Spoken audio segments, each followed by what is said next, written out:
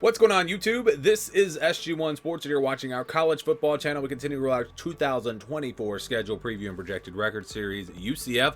Up next, let's look back at that schedule from last season, and you can see in the non-conference they played Kent State, Boise State, and Villanova. A very easy non-conference schedule, and really not too tough of a schedule overall. They didn't play Texas. This is a big reason why I thought they would have a better season. But they did go just 6-6 this past season. You look at this 2024 schedule, and it's a little bit tougher non-conference schedule. You've got New Hampshire, Sam Houston, and then Florida. So Florida on the road, that's going to be a very tough game for UCF. But again, two easy games before that. But that's going to be the big test for them, obviously, in the non-conference. You look at their entire home schedule in the Big 12. They've got Colorado, Cincinnati, BYU, Arizona, and Utah. Arizona and Utah are going to be very good teams. You get them both at home, though, so maybe UCF will have a chance in those games. And then the road schedule in the Big 12, it's TCU, Iowa State, Arizona State, and West Virginia. All should be pretty challenging games, I think, for UCF. Maybe they can beat Arizona State. The other three, I think, will be tough. But, winnable games. I'm not saying they have no chance. So you look at the schedule again. They open up with New Hampshire on August 29th. Then they play Sam Houston on the 7th. On the road at TCU September 14th. Back home for Colorado on the 28th. And actually get a bye week between TCU and Colorado. So an early bye week there. But, of course, every team gets two this year. They play Florida on October 5th on the road, and that's a really late game. Normally, the Big 12 teams play all their non-conference games at the very beginning, and then they jump into conference play. So that's going to be interesting to see them in the month of October go out of the Big 12 and play at Florida. Again, that'll be a tough matchup there. Cincinnati on the 12th, on the road at Iowa State on the 19th, BYU on the 26th, and then they'll play Arizona at home on November 2nd. And then the next week, it's the other Arizona team, Arizona State, this time on the road on November 9th. So you go out west, and then you get a bye week. That works out pretty well. They get a bye week after that game. Then they travel up to West Virginia on the 23rd and close things out with Utah.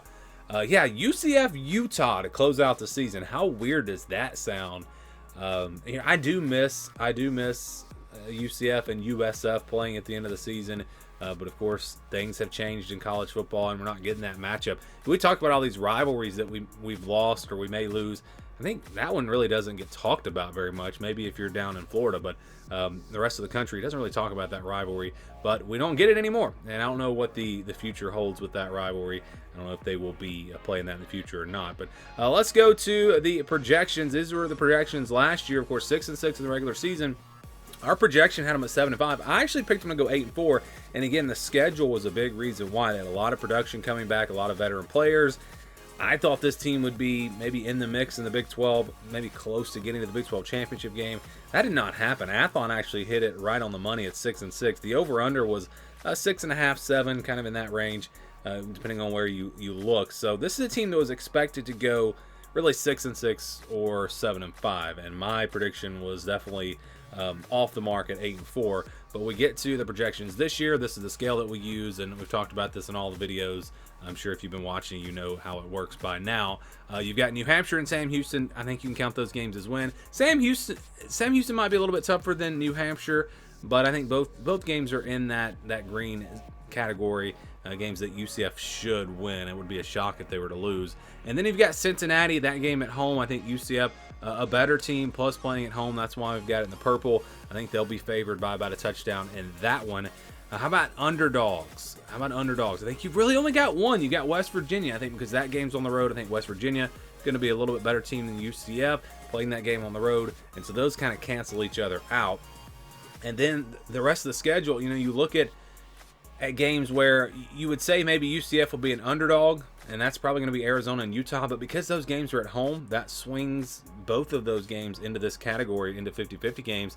TCU, I'll just go through, I've kind of been doing this on these teams. I'll go through and say who I would probably favor.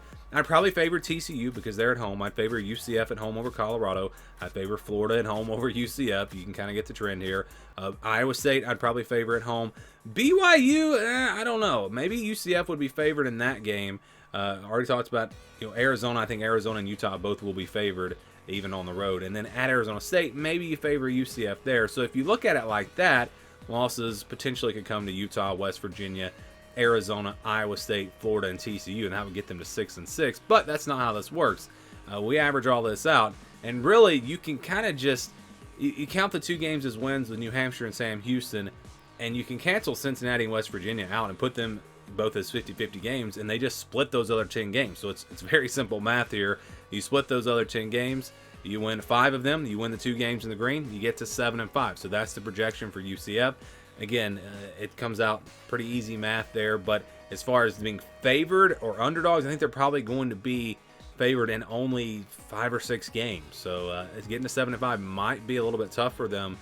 They'll have to win probably some games on the road. If you just look at home games, if you get New Hampshire and Sam Houston, Colorado, BYU, and then even if you beat Arizona and Utah, it's going to be tough for this team to do, I think, much better than 6-6. But again, if you average it out, the projection is 7-5, so that's where they're projected. We'll see if they can meet that mark. But I'd love to get your thoughts on UCF, your projections. Let me know what you think about this team down in the comments below.